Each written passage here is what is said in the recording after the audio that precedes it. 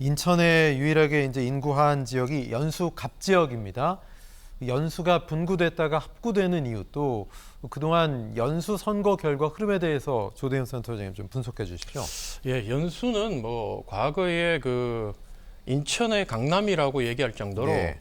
황우여 전 부총리 아시죠? 와성인 지역이었죠? 예, 그 지역에서 4번 연속으로 당선되던 지역인데 이게 이제 2016년도에 인구가 송도 지역 신도시 들어서면서 인구가 늘어나면서 이게 이제 분구가 됐어요.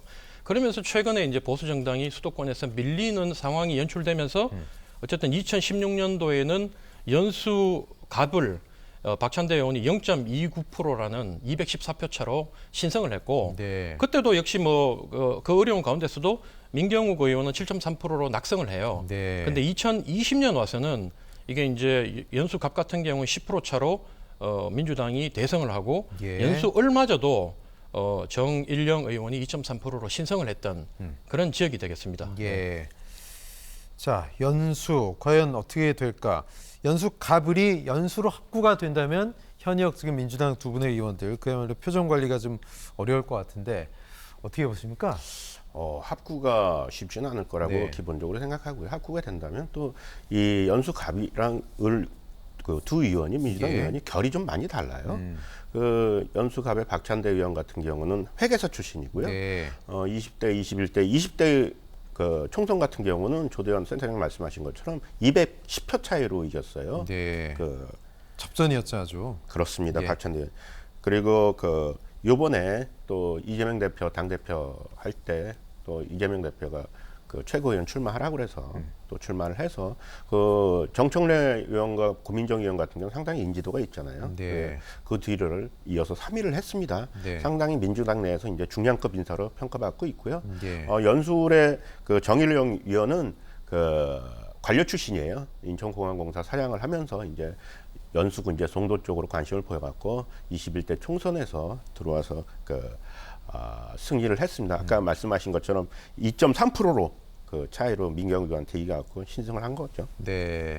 자, 그렇다면 오히려 지금 현역 의원 두 분이 있는 연수 갑을 지역 민주당보다 국민의힘 출마 희망자가 굉장히 많더라고요. 국민의힘은 이번에 그럼 해볼 만한 지역이다 이렇게 보는 걸까요? 왜냐면 연수구는 저는 이제 나름대로 이 주제를 받고 성패의 3가지 요소에 대해서 좀 이렇게 분석을 해봤어요. 연수구 같은 경우는 일단은 인구 상한선을 넘겼기 때문에 어떻게든 만약에 이 두 지역구가 하나의 지역구로 뭉쳐진다면 그 몇 개 동을 이제 떼서 넘겨야 되거든요. 다른 지역으로. 그렇게 되면 이제 국민의힘 입장에서는 어쨌든 이 연수구는 인천에서는 참 좋은 텃밭이다 보니까 가장 자기들한테 불리했던 지역 동 몇 개를 떼내면 충분히 승산이 있다. 선거구 획정을 하는 데 있어서 무슨 동을 떼주느냐 여기에 이제 주목을 하고 있는 거고 그 다음에 늘 이게 이제 국민의힘이 민주당이 신성했다, 국민의힘이 또 신성했다 이런 가운데 우리가 놓치는 변수가 뭐냐면 2016년도 그렇고 2020년도 그렇고 국민의당 아니면 그 정의당 대표였던 이정미 당대표가 이 지역에 출마해서 거의 20% 가까이 표를 이렇게 잠식해요.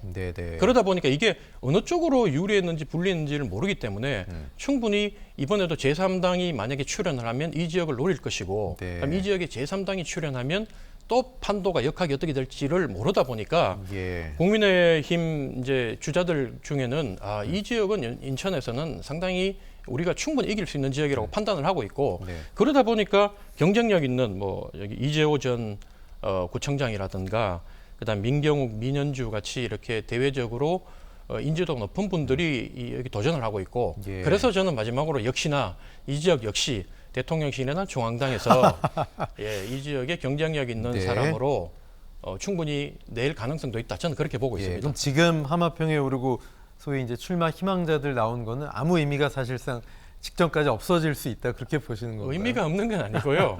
왜냐하면 이제 그래도 지역 기반이 여기는 무조건 이기는 지역은 아니니까 지역 기반을 탄탄히 닦고 하면 최대한 이분들은 이제 목표가 당내 경선을 해달라고 이렇게 요구를 할 거고 거기서 낙하산 오른분보다 전략공천이라는 이름으로 그렇죠.